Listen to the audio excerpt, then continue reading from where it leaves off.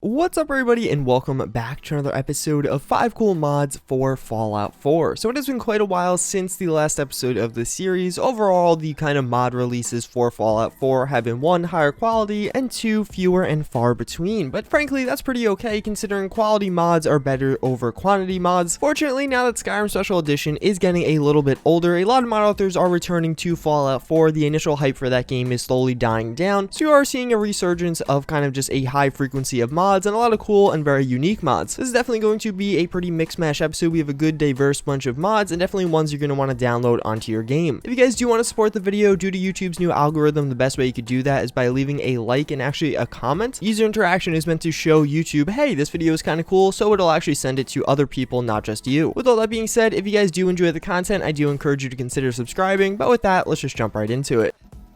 So the first mod I do want to show you guys is going to be TSCHUTSCHI'S wardrobe, and I'm definitely pronouncing that wrong. Regardless, what this is going to add in is a bunch of different armor sets. All of them actually kind of have the same top, but a number of them are going to have different bottoms. So these are going to range from jeans to boots to kind of tights to kind of spandex tights to even some of them having a more kind of military or tactical feel to them. There's again a wide range of things here. So the top jacket does itself look very nice, and that's going to kind of be the main part of this mod, but the lower part is able to be customized, and of course there's going to be a number of variants there. Actually, the armor itself can be customized. You could change the colors of a lot of the different tops, making some different camos, as well as a lot of different bottoms can have their colors changed as well. This actually also integrates one of the visible weapon mods that I personally use just kind of all the time. I always have it installed in my game because I just think it looks so cool, and I think it actually really flows with this armor, having that little drop leg holster with a 10mm pistol. All around, it definitely is a pretty cool armor. I really like kind of that tactical but casual feel. It makes you feel like you're ready for war as you would be in Fallout 4, but at the same time, you have to live and walk around practically. It's just not realistic for everyone to be wearing full-on combat armor all the time because, well, frankly, that's not comfortable, and you spend a majority of the game not actually in combat, but more kind of interacting with other individuals. All around, again, a very high quality and very cool armor, and definitely in my eyes worth a download.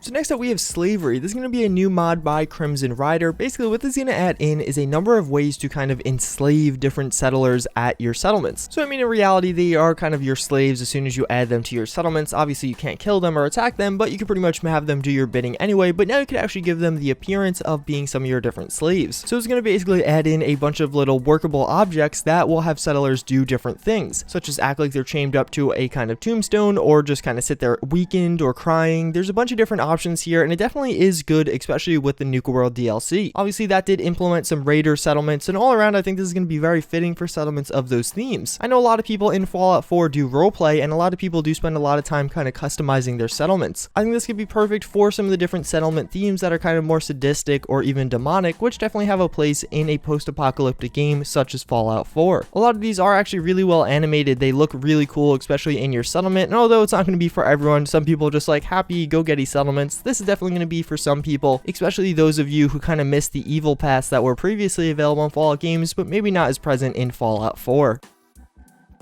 So up next we have Detailed Feral Ghouls. This is actually going to be a pretty cool mod. Basically what it's going to do is just increase the details and quality of the feral ghoul faces and some of their different body parts. So the primary aspect of this mod is actually the faces and I guess head of feral ghouls. They look pretty creepy in vanilla Fallout 4, but what this mod is going to do is actually just increase the detail here a lot. There's going to be a lot more scratches, a lot just more noise and action going on some of their faces. They look a lot more infected in my eyes. It almost has a zombie feel, where the kind of vanilla ones just kind of look like a fat old person. I actually really like this mod. On top of that, it also is just a quality bump, so a lot of the textures are 4K. There are 2K versions available as well, but I would definitely recommend using the 4K versions if your computer can handle it. Regardless, both of these do look very good, and I honestly think is a pretty big improvement on the feral ghouls. I've talked about this time and time again on different series, but I think mods like this are really good to install because after you install like 5 or 10 of these mods, you're going to notice a lot of improvements on your game. At first glance, you might be like, oh, it's only a standalone mod. I'd rather an overhaul improving all the different creatures, but these ones have a lot more attention to detail, and eventually you will have a bunch of mods improving all the creatures, and it'll make your game just look overall much better. I've actually reached a point where I've downloaded quite a few of these mods, and I definitely notice a pretty big difference. I was thinking about making a video on this subject in general because it's not really a complete overhaul, and for that reason a lot of people overlook it because they're not all bundled together. But if you do go out and actually put in the effort to download all these mods, you definitely can get a substantially better looking Fallout 4.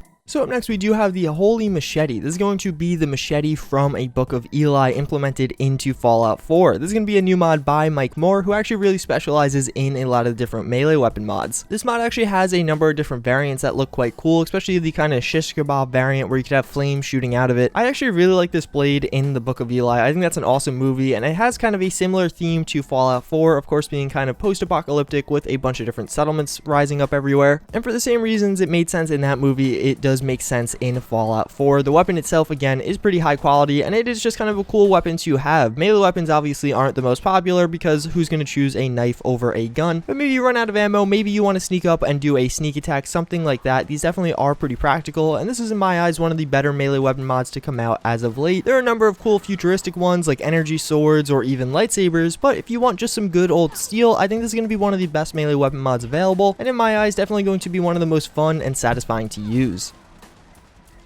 So last but not least, we have Rogue Prototypes. This is actually a very expansive mod, something I think I'm going to make a standalone video on because kind of the minute segment I normally do in 5 cool mods isn't going to be enough, but I do want to bring it to your guys' attention so you do want to download it. Basically, what this is going to add in is first and foremost a bunch of really cool bodysuits. These are going to be pretty slutty, showing different skin and honestly a lot of cleavage and even butt on some female characters, but regardless, I think it actually looks pretty cool nonetheless, and there are a few variants that are less slutty than the others. Regardless, it actually looks like it is integrated into your body, I guess. As you can see, there's kind of little marks all around your skin where it just kind of looks like the armor is again inside of you or just a part of you. The armor itself does look very cool, but on top of that it actually functions pretty coolly as well. More or less the idea behind this mod is that all these different armors have different combat modes. So there's one that's going to be a stealth mode where it'll help you excel at stealth. Another one will have a shield or a tanky mode where obviously you'll be kind of tankier and be able to kind of run and gun. There also is kind of a marksman mode so you could snipe down enemies, and again there's a lot of depth to this mod. Even the mod post I feel like is a little bit confusing, but when you actually get them in game it'll start to make more sense. All around again this mod has a lot of depth to it. It is a very big mod and definitely worth a download in my eyes. That's pretty much going to wrap it up for this episode of 5 cool mods. Hopefully you guys have enjoyed. As always, if you did watch to this point in the video, comment monitor down below. Hopefully you guys did have a good Christmas. I am again doing my giveaway. It should be decided upon in 2 days, so you do have 2 more days to comment and do all that stuff, but you can check the video titled A Christmas Giveaway on my channel for more details. Regardless, again I thank you for watching and I do hope to see you guys all next time. Later.